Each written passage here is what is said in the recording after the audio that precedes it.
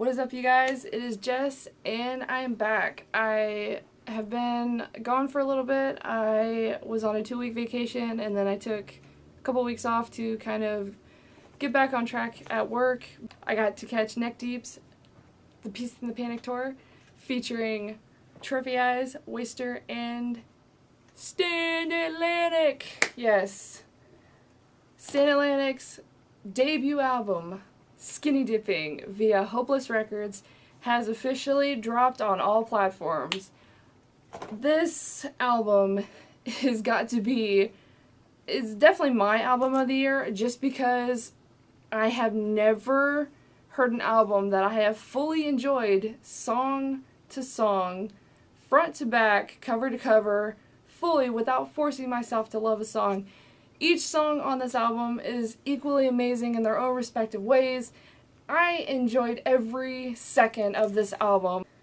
When I got to see Stand Atlantic on tour, they put on a hell of a show. For one, I knew going into this kind of what to expect, but just the dynamic that the band brought, especially as just simply an opening band, is insane. They were so energetic, and you know, I could tell that Potter was kind of having some feedback issues, but I think I only know that because I'm a guitarist, so I understand the struggle.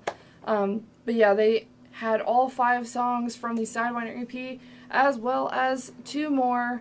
When I got to see them, they had Lavender Bones, which was the first song that they released off of Skinny Dipping when they announced their signing and the album, and then Lost My Cool, which they announced a couple of days before I got to see them. So yeah, the album itself looks like this. This is the CD. I hope I'm not going to get flagged for porn because I'm pretty sure those are nipples. But it is absolutely beautiful. I love the vibrant colors. Well, the vibrant yellow and then the purple kind of pinkish blue. And yeah, so going down the track list, it's an insane album. So the lead-off single is Lavender Bones at the top. That kind of leads out the album. I believe it was a strong start for them. It kind of introduced what this album was going to sound like, even though this album stretches so many different techniques and concepts. It's insane. And I love Lavender Bones. It's an awesome song to play on guitar. It's catchy. All of the above.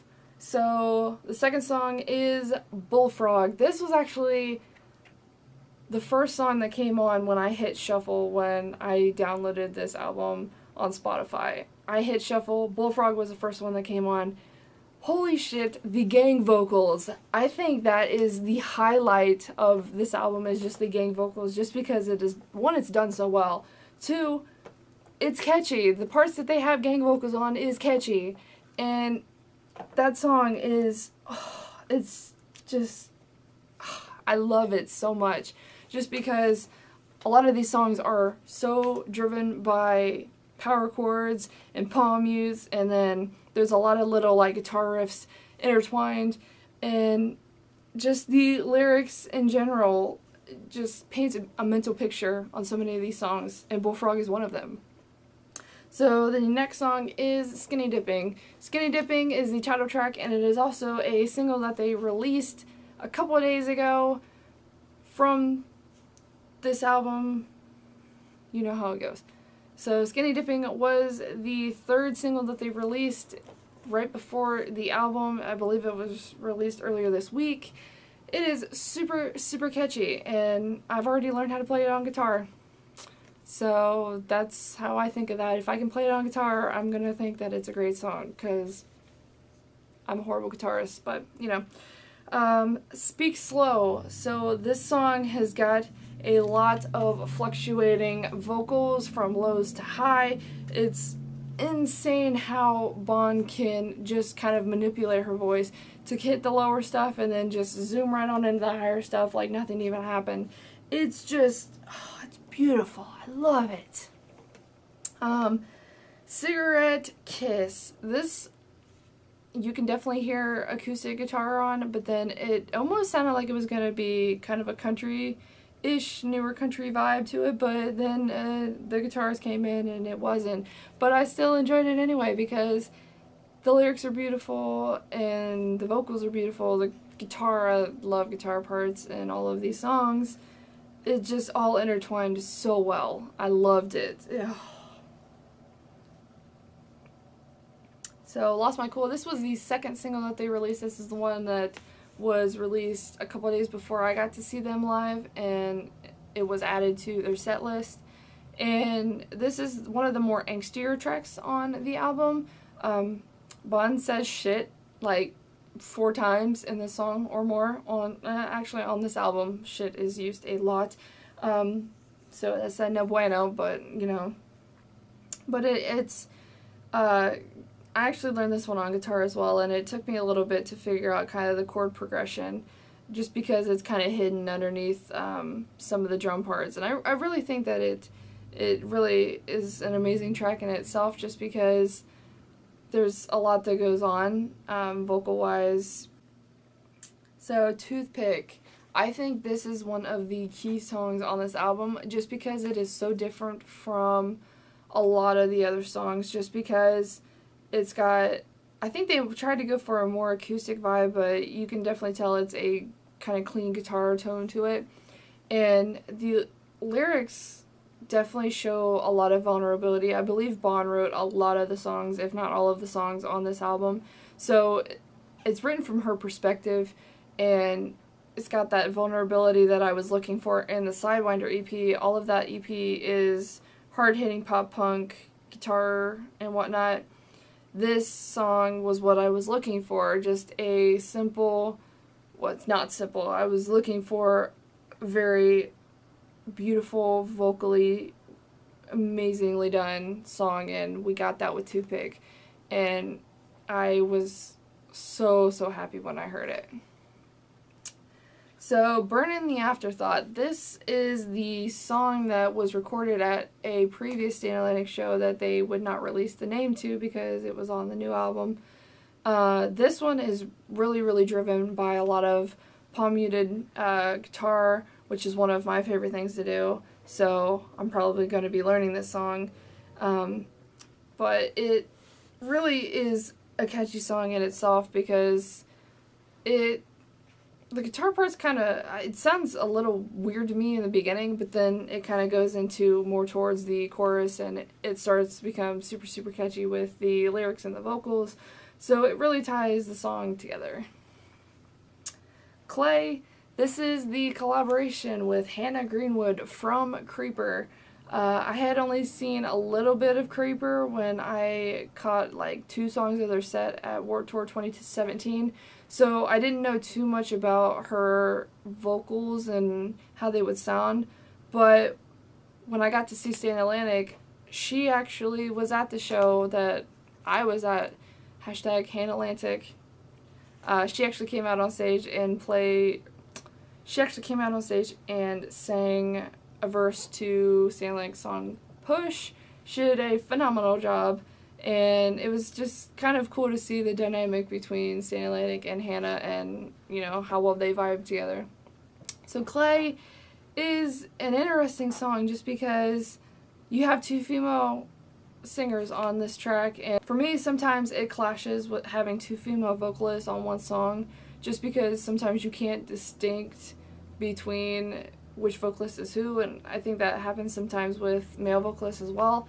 But with this, Hannah has a very thick accent, so I could distinguish really well between her and Bon, and I think that is what kind of really drew me in, was because you can tell who is singing what, and they both bring their own different styles with it, and of course the lyrics are amazing, and I think having Hannah from Creeper come and do this song for this album, I think was a really great choice, and I think it helped that Hannah was a fan of Atalantic as well, and that she was able to come in and just vibe on this song as well.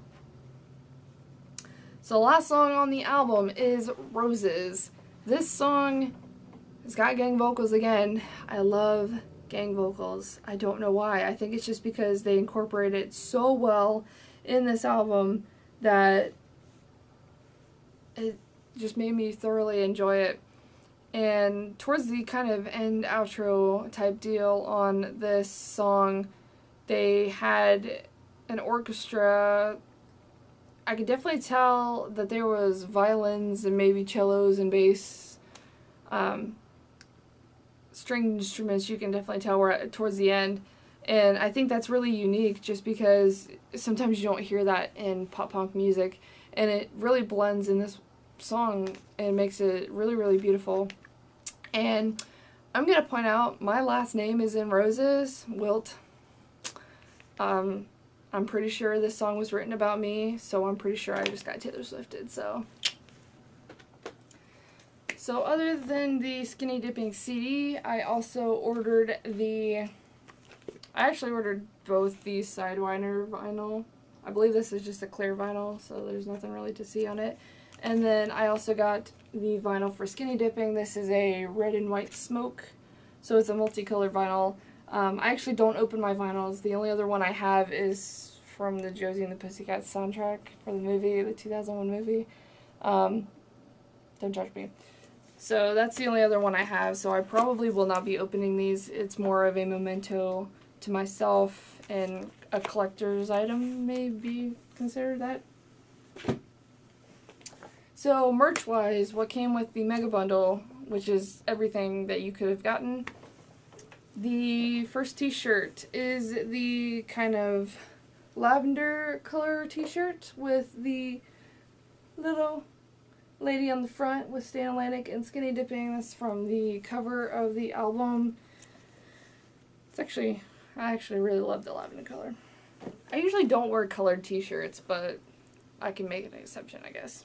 The next and final t-shirt is the tie-dye Skinny Dipping Stan Atlantic t-shirt, just simply the name of the band, title of the album. I love blue, so I can make an exception on wearing that. The last one for the bundle is the long sleeve Skeletal Abdomen long sleeve t-shirt with "I know I'm out of my depth, but I just float in it." That's lyrics from Lavender Bones. So yeah, that'll actually really help me being in Alaska having a long sleeve t-shirt. So when I got to see Stan Atlantic live, like I said, they put on a hell of a show. They were amazing, just the dynamic that they had. I went to the merch table afterwards, kind of waiting on them, and their merch guy kind of ushered me over, which I realize now is Tyson from Crooked Teeth. I apologize, I didn't know who you were at the time, though I do know who Crooked Teeth is, and I probably should have known. But yeah, he ushered me over. He told me that, you know, they had all seen my videos. He had seen my videos, so I don't actually know what audience my videos get to, so it was kind of a little overwhelming that he had told me that.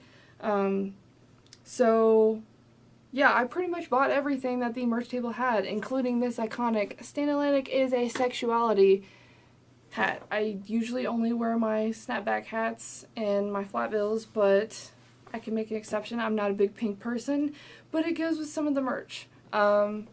This is probably my favorite t-shirt out of all the ones that I got. Of course, I am a huge Powerpuff Girls fan. I watched it growing up, and for them to make a shirt where they idolize themselves as Powerpuff Girls, I loved it, and I had to get it. So the next one is just simply a tie-dye pink letter Stan Atlantic t-shirt. Another tie-dye. The next one is a black with kind of red and white lettering Stan Atlantic. I don't know what the top part says, but if you know, please help me out. Much appreciated. And then the last one that I got, I actually had to get this one in a size up because they ran out of my size, but it still fits pretty well. It is a Lavender Bones type t-shirt. It's got Empty Habits, Selfish Havoc, and then it's also got on the sleeve Stan Atlantic, you know, because brand. Yeah, you know, Stan Atlantic, they put on a hell of a show. They are super down to earth. Unfortunately, I was not able to play Coffee at Midnight with them like I had said in the past. It was only simply due to them not being the headliner. They were not able to call the shots. It was not their fault. So I couldn't hold them for the blame. So I couldn't get mad at them. I fully enjoyed being in the pit, you know, singing every song every word, and I had nothing against it. You know, they still said that the offer is on the table, so now that they're signed to Hopeless Records, there's definitely going to be headlining tours in the future, so I will definitely be trying to catch one of them. In about a year, I will be stateside again, so I'll be in the lower 48. Don't know where I'm going to be, but when that information comes about, hopefully I'll be able to catch St. Atlantic on tour. They were asking me, you know, stuff about being in Alaska. It's like, yeah, you know, it can get down to negative 40 degrees, and they're like, is that Celsius or Fahrenheit? It's Fahrenheit. And just them being mind-boggled trying to convert between Celsius and Fahrenheit was entertaining. And just like, you know, when I got to the table, of course I was talking to Tyson for a while, and then Vaughn and Mickey came running to me. They knew me by name. They came and gave me a hug. They were like, you know, you showed up. This is insane. And then Potter eventually showed up. Didn't get to see Jono until the end of the night, but he kind of introduced himself, and we all got a picture together, and we all lived happily ever after. Now they are definitely being more out there with their music, and they are definitely being a force to be reckoned with. People are really starting to know this band, and I think the Peace and the Painted tour really, really helped with that. I think a lot of people fell in love with this band because they got to witness firsthand what they're about. I can't get enough of this band. I think this album really correlates with what I've been saying. I believe I said in a previous video that this band is going to be huge. So, I think I was right. I think they are on their way to greatness. There's a lot of greatness that is going to be coming out of this band in a very short time. And I know I've said that Paramore is my all-time favorite band in the past. Oh, and it hurts me to say this, but I think they have been dethroned by St. Atlantic. And that's not something to take lightly, because I am actually very, very picky on what music I listen to. And for St. Atlantic to pretty much take my world by storm within a short time and just pretty much just rock it back and forth and just send me on a whirlwind of emotions, they have definitely taken the top spot for me. And if they keep up what they've been doing and just keep whipping it out, I think they're going to be on the fast track to greatness. If you haven't already, check out Skinny Dipping on any platform that you get your music, whether it's iTunes or Spotify. Go buy the music, go buy the album, go buy the merch, because this band is amazing. I will always recommend this band to people who enjoy this type of music, and they're one that I love talking about. So this is obviously not the last time that you're going to hear from me talking about St. Atlantic and being just a dork on camera. So expect more in the future, especially whenever I get to play Coffee at Midnight on stage. It will happen. I guarantee it. But yeah, if there's nothing else, I'm Jess. See you later.